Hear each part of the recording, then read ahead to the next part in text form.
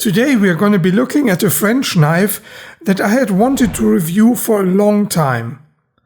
If you're familiar with my book, The Gentleman's Pocket Knife, you know the knife. It's the famous 1515 model by Manu Laplace.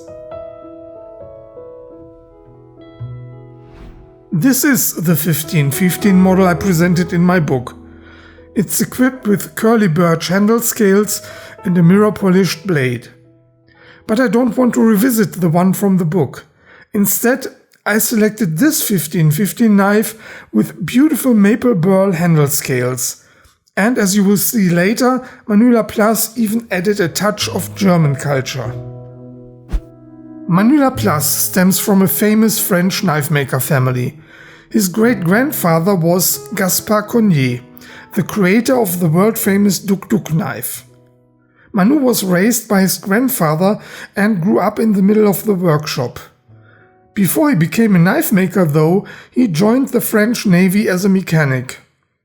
He left the Navy at the age of 25 and learned knife making the old-fashioned way by working for different companies. I'm sure you might be curious to know where the number 1515 comes from. In 1997, Manu's father bought a knife factory in Thiers called Coutellerie François Ier. François Ier was a French king.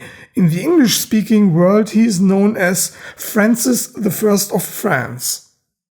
Francis ascended to the French throne on the 1st of January 1515. In September 1515, the newly crowned king won the Battle of Marignano in northern Italy. The battle resulted in the French recovery of Milan and in the conclusion of the Peace Treaty of Geneva between France and the Swiss Confederation.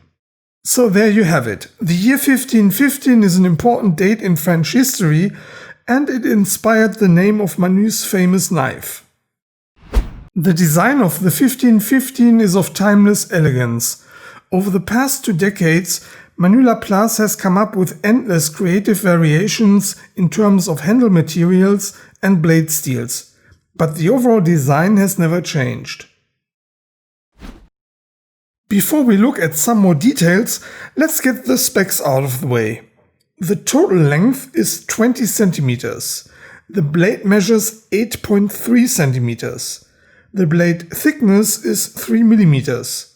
This particular 1515 model weighs 112 grams, which is not too heavy for EDC. The blade features a straight back and is flat ground. Although it looks like Damascus steel at first glance, it's regular 14C28N steel, which is very common in French cutlery. The Damascus-like pattern is achieved by a special oxidation treatment. The handle construction features stainless steel liners and handle scales made of stabilized and dyed maple burl. Just look at the beautiful grain of the wood. But most important of all, the ergonomically shaped handle provides a natural and balanced hand position.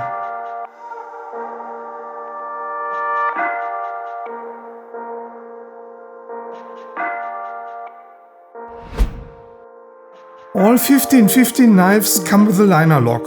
As a matter of fact, Manu Laplace made this locking mechanism widely popular in French cutlery. The liner lock is well adjusted and provides a secure lockup of the blade. As for the backspacer, it is not ornamented with conventional French filework. Manu Laplace calls this decoration a lifeline, in French a ligne de vie. Plus, there is a maple burl inlay on the backspacer, which looks great on this excellent knife. As I mentioned at the beginning of the video, this particular 1515 model has a German flavor to it. There is a German proverb engraved on the inside of the backspacer. Morgenstund hat Gold im Mund. The literal translation sounds a little weird in English.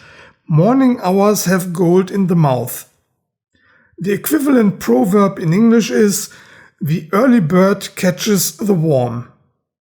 As you all know, I am German and I enjoy French knives. So a French knife with a hidden German engraving is very special to me. I can't believe it took me so many years to finally present the 1515 to you. Manu Laplace is a true master of knife making, and the 1515 has become a modern icon of French cutlery. If you want to learn more about the 1515 knife, please visit the Manu Laplace website.